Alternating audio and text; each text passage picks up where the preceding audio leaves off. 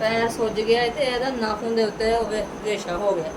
ਉਹਨਾਂ ਨੇ ਕਿਹਾ ਪੱਟੀਆਂ ਕਰਾਓ, ਅੱਗੇ ਪੱਟੀਆਂ ਨਹੀਂ ਕਰਾਈਆਂ, ਉਹਨਾਂ ਕਿਹਾ ਫੇਰ ਕਰਾਓ।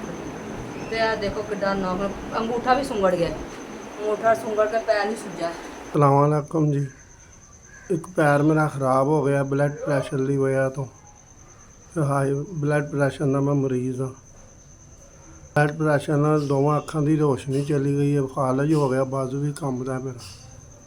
छोटे छोटे बच्चे ने, अल्लाह तो सिवा आसरा कोई नहीं।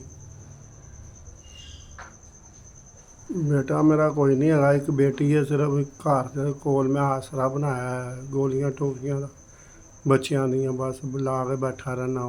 कमाई हो रही भी कोई नहीं, 200-300 बचता है। तबीयत बहुत ज़्यादा ख़राब है तो अजकल वो भी नहीं मैं कर रहा। ब्लड प्रैशर नहीं कंट्रोल च होंदा। डॉक्टर कह रहे हैं मौसम बदलेगा तो ठीक हो जाएगा। दवाई खाई जावा, दवाई के सिर तो ही गए। दवाई जो कि पैसे कोल कोई नहीं कि मैं मेडिसन लिया के खा सकता। देरी तो आसरा कोई नहीं होता। ਤੁਹਾਡੀ ਮਿਹਰਬਾਨੀ, ਮੇਰੀ मदद की जाए जिन्नी जोगे भी होगी। अल्लाह तुहानू जिंदगी तंदुरुस्ती दे। ਕੋਈ ਨਹੀਂ ਹੈ पंज अल्लाह तुहानू खुश रखे, आबाद रखे, ਤੁਹਾਡੇ रिजल्ट बरकत पावे। अल्लाह तुहानू सेहत तंदुरुस्ती रहे, मेरे मुथाज का आसरा बने हो। ਤੁਹਾਨੂੰ ਇੰਝ ਦਿੰਦਾ ਰਹੇ ਤਾਂ ਤੁਸੀਂ ਵੰਡਦੇ ਰਹੋ, ਤੁਹਾਨੂੰ ਦੀ ਥੋੜ ਨਾ ਆਵੇ।